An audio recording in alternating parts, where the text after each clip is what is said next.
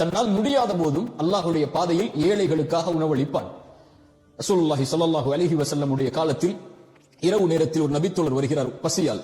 அல்லாஹ்வுடைய தூதருடைய வீட்டில் உணவில்லை. அல்லாஹு அக்பர்.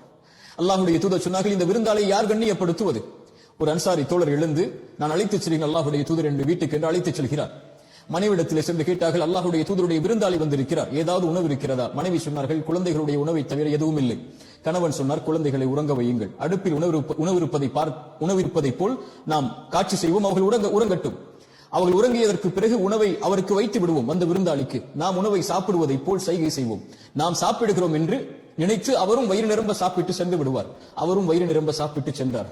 ரசூலுல்லாஹி ஸல்லல்லாஹு அலைஹி வஸல்லம் சொன்னார்கள், இருவரின் செயலை கண்டு அல்லாஹ் ஆச்சரியம் கொண்டான். இரவில் அல்லாஹ் சிரித்தான்.